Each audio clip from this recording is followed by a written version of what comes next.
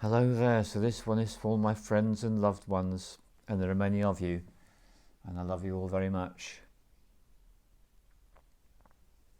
So, here we are. If you're still in the physical body, at the back end of 2019, here we are in December 2019. If you're still inhabiting a physical body, I suspect you found this year to be quite something. Been quite a ride, hasn't it? Certainly as for me. And this is my opportunity just to share a little bit about what my year's been like and what's been going on and what I'm learning from it. So for me, this year began with preparing to move house from up Northland in Lancashire to down Southland in South Devon. And that in itself was a strong, severe experience because my partner and I were living in a 4-bedroom terraced house, and we were going to move into a 2-bedroom flat that was already occupied by my mum's stuff, and my mum at that point was in a home with cognitive decline. So that's how the year began, and we did the move, and it was like going into a funnel. Everything speeding up faster and faster and faster until finally towards the end of January we did that move and we came here, and it was quite tense at times, quite demanding, very physically demanding. It was great, I loved it. And then we arrived and things started to slow down for a very short time until they started to speed up again. And the year has been so much focused upon the person that gave me life, the person that gave birth to me. And what a journey she is still on. Extraordinary. It's been going on for a little bit over a year now. And I've got great admiration for her because she has had to take such a harsh road in order to do her spiritual growth and evolution. So many of us, we tend to neglect this, and it came to the point that she had all this spiritual growth to do that hadn't been done previously, and it all had to be done full on. So she got shingles, which was a very painful condition, which can last up to months. In her case, lasted more than a year, and that with a cognitive decline and a whole bunch of the really nasty pharmaceutical drugs causing her to lose her ability to function largely, and finding herself in a care home, not her choice, and yet that was the only way she could be cared for safely that we could work out between us. And being in a place where she was restricted, locked in. It's a lock-in. Now imagine how that feels. Most of the residents are experiencing severe cognitive decline, rather worse than hers. Not a lot going on there with these people. Can you imagine? It's been a really severe, upsetting, disturbing experience that she's going through. And I've been with her on this journey. And for me, it's been an initiation into what happens in Western developed countries when a person reaches a certain age.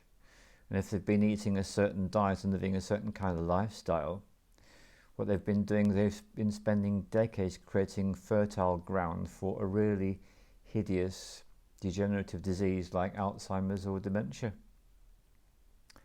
And it's like the ability to function is just crumbling away. Incredibly distressing to witness, incredibly distressing to experience, and who knows which is the harder of those two roads, who knows. So this is what's been going on. And then there came a point when she finally got a diagnosis of moderate Alzheimer's, and that gave us all pause for thought, for consideration. And then that's when things started to get much rougher, because this spiritual growth process that she's been in has been stripping her of all the normal distractions. So over a period of a year, she's gone from being able to do all the things everyone could do, so not able to read, not able to watch TV, coherently take something in, not able to cook for herself, not so many things not able to. And to be really brought low, to be brought to a place of, I can breathe, I'm hungry, what's going on? It's really simple, really back to basics. And so the journey is continuing. But about 6 months ago, things started to get a lot rougher, and she got a urinary tract infection of the urine, and unfortunately where she was staying were very slow in picking this up, and so that caused a lot of extra suffering, and it did result in her falling a lot. When you have a urine infection at an advanced stage, that can cause you to lose balance. I didn't know this, but apparently that's so. And so losing balance, falling a lot. Eventually she broke a hip, into hospital, have a hip operation, spend many weeks recovering, and during the recovery phase of the urinary tract infection, more falls. At this point in my life, it's when the phone rings. Is somebody going to ring me up to tell me my mother has fallen again, and to make light of it and call it a little fall and act like it isn't anything of consequence, despite the fact she's been in hospital already because of this. So there was that period of time that really was something to go through. On call all the time, that's how it felt. And then she had a total of 8 falls between the 2 operations, and then she had to have another x-ray, and she'd broken the hip again in a different place, into hospital again. Into hospital for 5 weeks, I think it was this time, inoperable, but there to recover. And then the home where she's been staying examines her and decides, no, we can't cope with this person anymore, no, we refuse, so she can come back. So then that throws us into, right, okay, where's she going to go? What can we do? Can we cope with her at home? Well, actually, seeing as how she is, no, we can't, because she's in the state where she is constantly trying to move, constantly at risk of harming herself, and needs 24/7 care, which she's getting in the hospital because day or night people are watching her, which is what is needed at that time. So then it's going through the whole process of trying to find somewhere else for her to be, realizing that my own issues were being so triggered by all this. I needed help, getting help,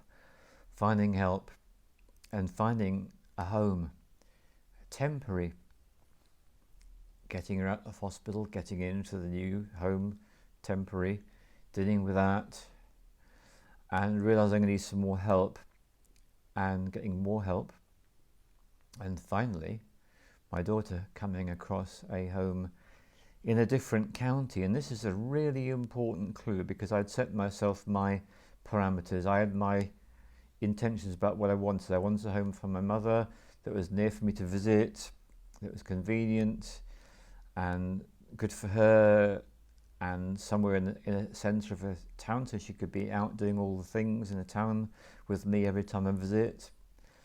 And what I had to do, of course, is I had to let go of all of that.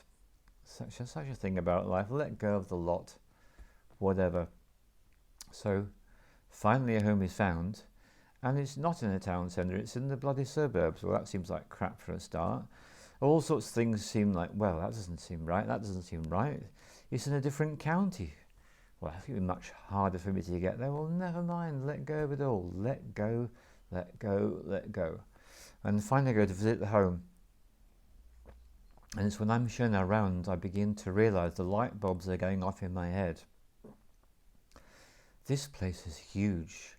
And this place is so intelligently designed, it's got a central courtyard, which means the residents can walk around in a huge, massive square. And if they're the kind of people that like to keep moving, they can keep moving. Now, something my mother likes to do, she likes to keep moving, and she doesn't want to feel constrained and confined. Dream ticket, problem solved, sorted, so that's where she is now. And I'll be off to visit her tomorrow. And while all this has been going on, my partner's father has his own health issues, his own story going on, and things continue to deteriorate for him. He's not in his 90s like my mum, but nonetheless of an age where things are deteriorating and everyone's doing their best. But it's getting to the point that they can't cope.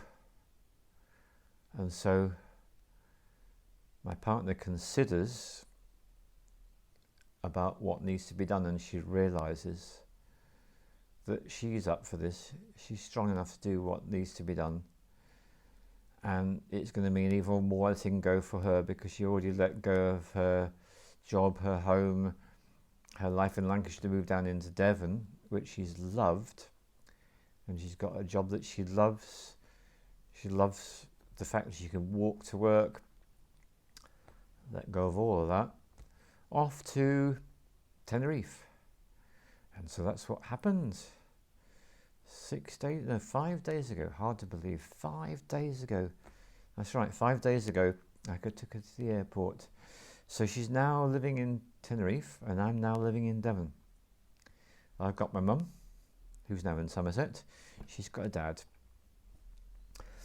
And she'll be looking for a place to rent so she can live in that with her dad.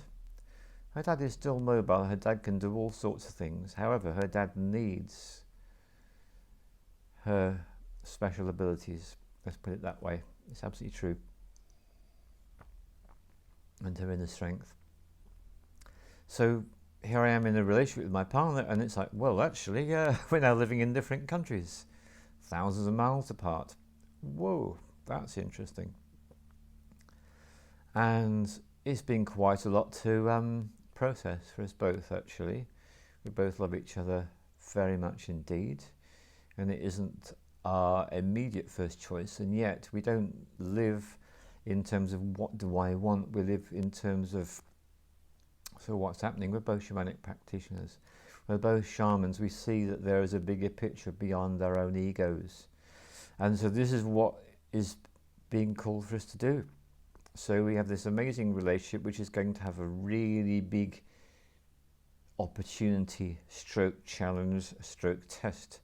Okay, deal with real long distance, deal with communication on devices, become a commuter. Now, if you look at my astrology, my chart, then you'll discover that Uranus is in Cancer. That's Uranus is a planet of sudden abrupt changes. It's in Cancer, about the home. And so that's the thing about me. I have a very unusual concept of home compared with most people. And I did once live in 3 homes at the same time. I used to shuffle between 3 counties in the UK. Went on for quite a while. And I never spent more than 8 days in any one place. That was my definition of home at that point.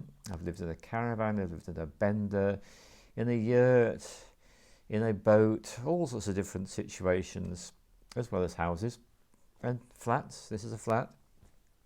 So that's what's happening. Is I'm looking at 2020 is living in 2 places, and it's South Devon and Tenerife. What up? Nice. Very nice. So don't knock it, just go with the flow. That's what I'm doing. I'm feeling full of something that I want to share with you, because of all the things that this year has taught me, it's this: gratitude and appreciation.